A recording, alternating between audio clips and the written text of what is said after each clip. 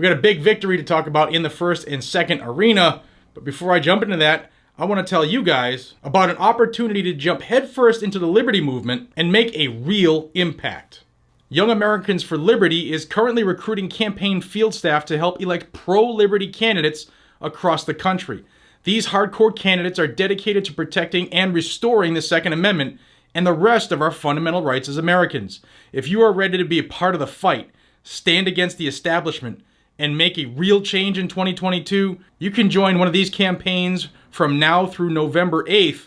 Gas is completely covered, housing is fully provided, and you will be compensated a total of $2,800 a month for your work on the campaign trail. Go to yaliberty.org/GNG to apply and make a real change in this country today. Again, I'll have that link down below in the description and in the pinned comment.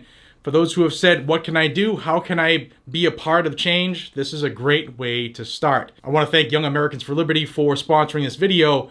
And now I'm going to tell you about a fantastic victory, one for the First and the Second Amendment, and one that is slapping big tech a big loss. We're going to go back to Texas. It's like all the big wins are coming from Texas. 2 days ago, the Fifth Circuit Court of Appeals overturned a district court ruling, and that district court ruled that Texas's HB 20, which was a law that said that big tech, they can't censor people just because of their political beliefs or their expression. It's a great law. It was signed into law by Greg Abbott. Now, it had a couple restrictions. It was for social media networks that had more than 50 million users a month. Well, that includes Google, YouTube, here, Facebook, Twitter, and the like. And the law said that they cannot delete people, they cannot censor people because of their political free speech expression. As you can imagine, that law was challenged at the district court level, and the district court said, nah, we're not going to allow this to happen.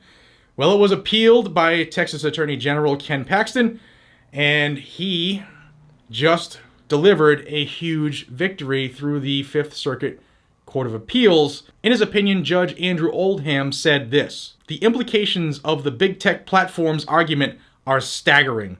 On the platform's view, email providers, mobile phone companies, and banks could cancel the accounts of anyone who sends an email, makes a phone call, or spends money in support of a disfavored political party, candidate, or business.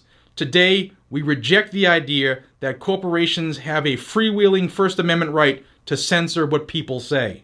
Texas Attorney General Paxton said this: big tech's reign of endless censorship and their suppression of conservative viewpoints is coming to an end. These massive corporate entities cannot continue to go unchecked as they silence the voices of millions of Americans. HB 20 was designed to protect every Texan wanting to fully express his or her First Amendment rights, and the court made the right decision in upholding the law.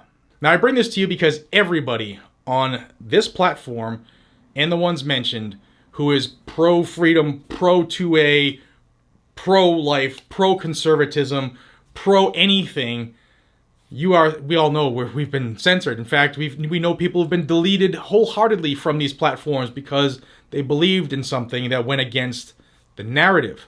Well, while this decision only affects the Texas law for now, it has created a split in the appellate courts.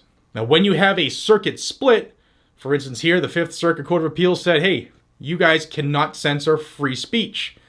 Well, the 11th Circuit, in a Florida case, said, yes, they can.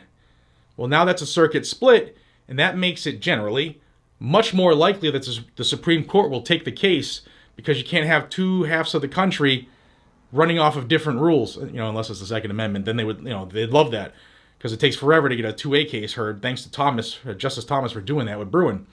But that's the case right now, guys and gals. A big win for free speech, for the First Amendment, for the Second Amendment, for everybody on these platforms. Big win.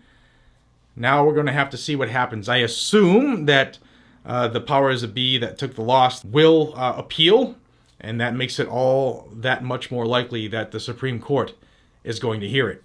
In fact, NetChoice, a nonprofit group representing Meta in the challenge against the Texas law, said in a statement that they were disappointed with the decision and, quote, we remain convinced that when the U.S. Supreme Court hears one of our cases. It will uphold the First Amendment rights of websites, platforms, and apps. So this is a really, really big ruling, guys and gals. Yeah, it's not solely Second Amendment related, but it affects every Second Amendment channel on here, every Second Amendment Facebook page, every Second Amendment Twitter page. And we all know somebody, like my friend Eric from Iraq Veteran 8888. He had his Facebook page deleted without notice almost 2 years ago now, maybe 2.5 years ago now. And I'll be texting this to him as well, because this is going to affect him going forward. So guys and gals, let me know what you think. This is 2 big wins delivered today on this channel. Good news abound, and it feels good to talk about good news every now and then. Let me know what you think down below. Check out the link down below if you want to get into helping the freedom and liberty movement in your area. And until we see each other again, be safe, stay vigilant, and carry a gun to keep you, your friends, your family, your community safe.